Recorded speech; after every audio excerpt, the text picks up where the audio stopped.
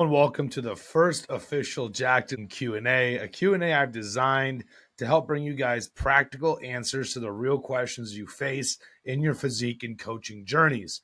So what I want to do each week is take 5 questions on a topic regarding training, nutrition, supplements or PEDs, psychology, anything around bodybuilding and optimal physique development, and answer those with practical answers. I want to move the needle from theory to application because I find a lot of times these questions get left kind of in that theoretical aspect. So here's what we're going to do. We're going to start off with the 5 questions. And if you guys have any questions when it's all said and done, feel free to drop them down in the comments. And then I'll be answer those specific questions in the future Q&A.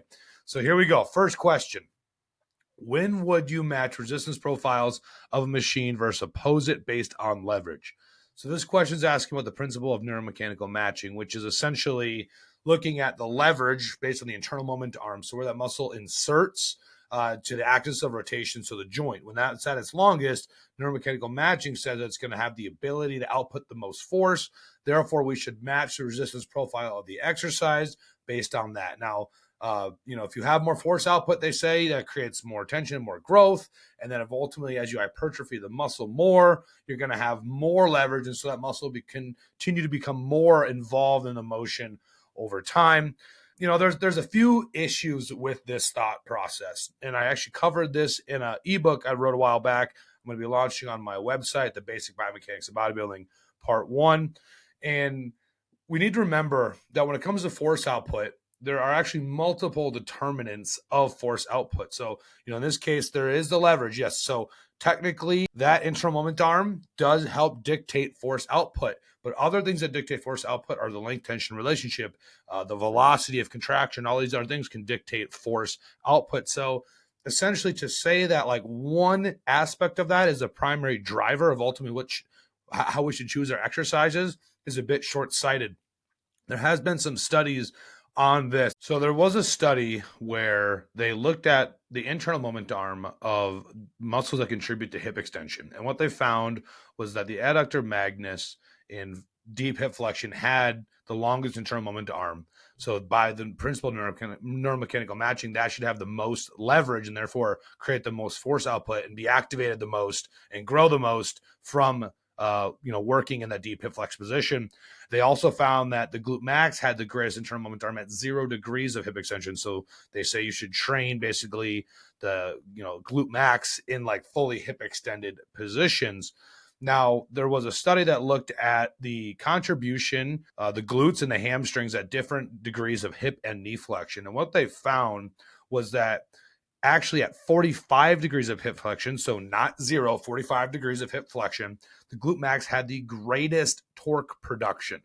Okay, now activation and torque production are not exactly the same because what they found was that there's actually the lowest amount of activation at 45 degrees of hip flexion. And this is interesting because remember, the goal is to put tension on the muscle and the muscle needs to produce force, and that's torque, right?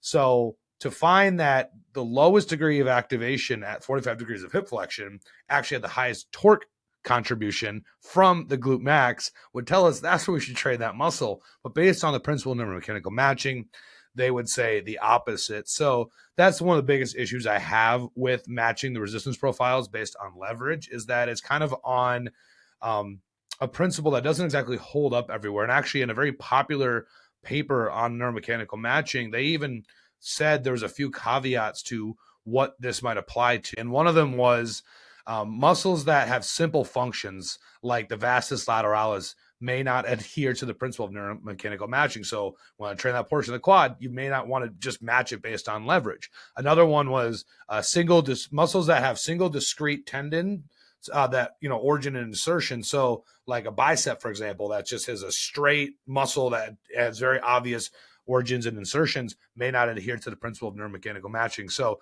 there's another one. And actually, people who believe in this neuromechanical matching and leverage-based training point to the fact that they say that the biceps operate on the ascending length tension relationship, meaning that like as it's shorter, that's where you should be training it for growth. But we know that it may actually be a muscle that doesn't actually work that way anyway. And there's actually some other caveats.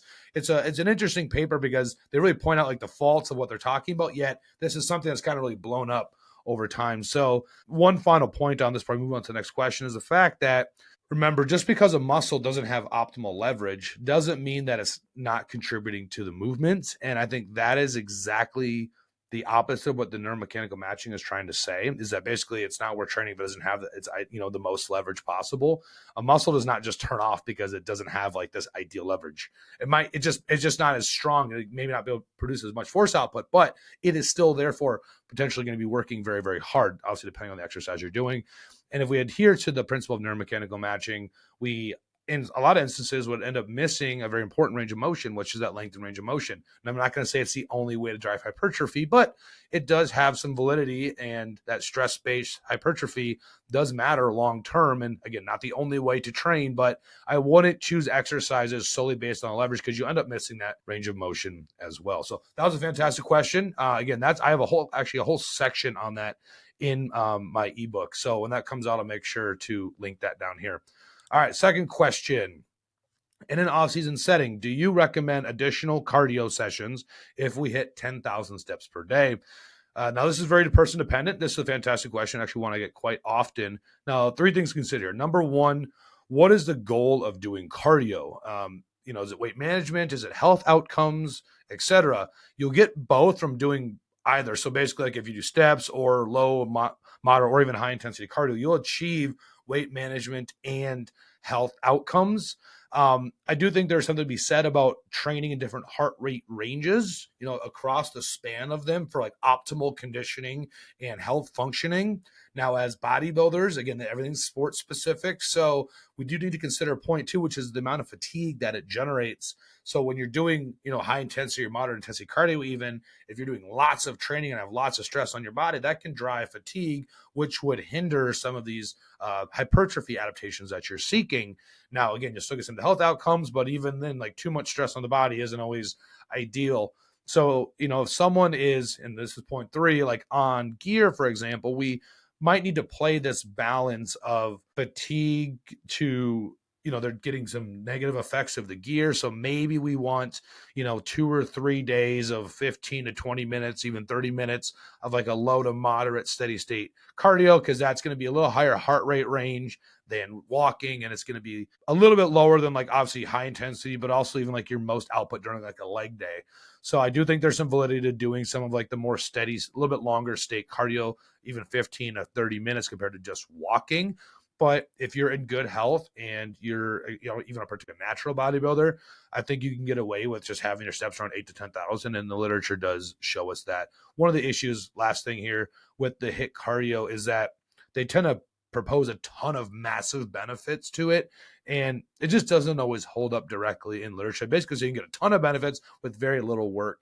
And that doesn't exactly play out in real practice. So again, steps, low intensity, moderate intensity cardio, it all works. It's just about balancing that fatigue ratio so you're not going to be affecting your hypertrophy stimulus. All right, another fantastic question. These are great so far. Question 3. I'm a 21-year-old male, about 180 pounds, 6'1". Any leg workouts that could really kill my quads, and how often should I do it? I only have access to a squat rack and dumbbells. So I think this one is pretty simple. Train legs, twice a week, and especially for like more like beginner and intermediates. You're not 250 pounds of Olympia level tissue. I would definitely recommend having a little bit higher training frequency, just to, not going to do as much damage per session, so you can handle that extra volume and frequency. So I'd say 2 times a week, I'd hit like 6 to 9 working sets of quads. Now, as far as exercise selection here, squat rack and dumbbells, meaning I would do some sort of like a heel elevated squat, like a split squat. I'd probably get like a safety squat bar, or even like a Kabuki transformer bar here, just for the different loading options, help keep your torso more upright, drive the knee over the toe, all that good stuff. And then I would do some split squats for a slightly different stimulus.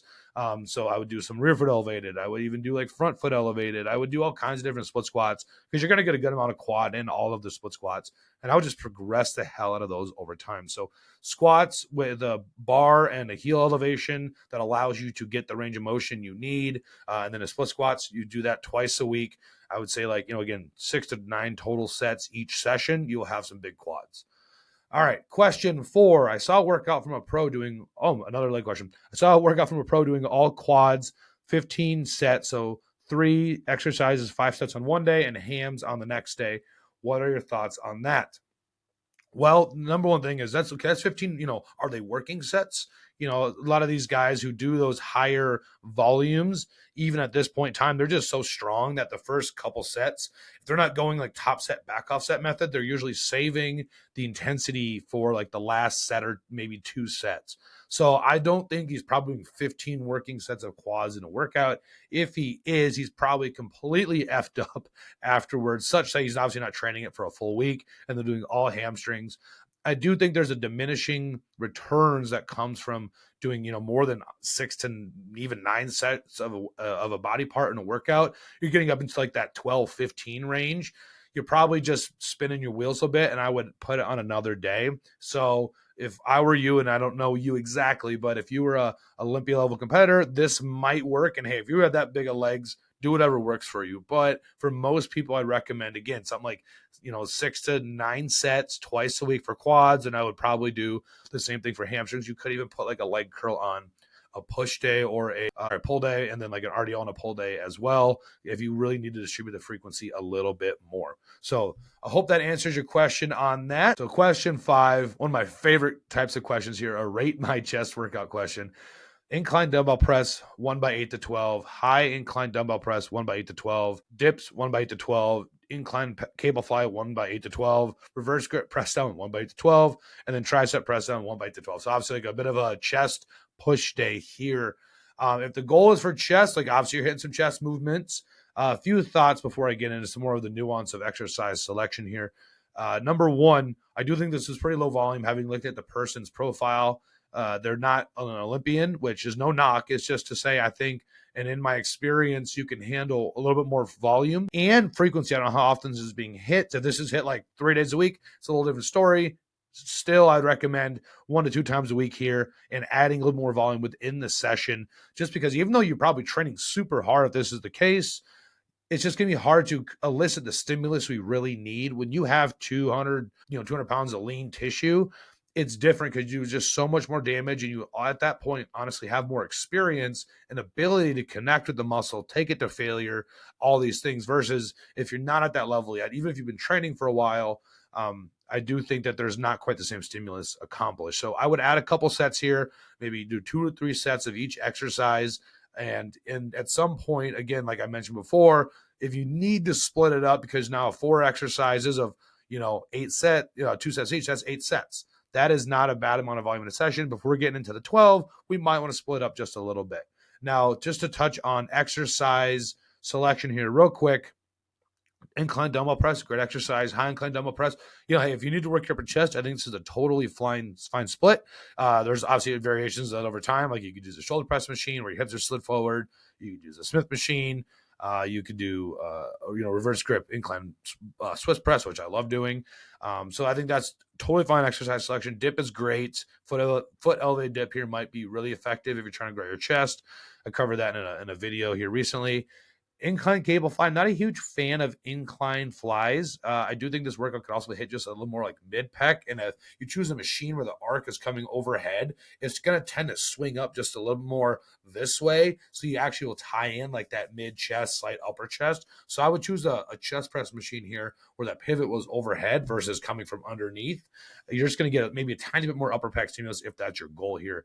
That'd be the one change I would make. I'm not a huge fan of pec flies. I think they work fine. I have them in my routine, but I definitely don't think they're going to be the biggest driver of growth.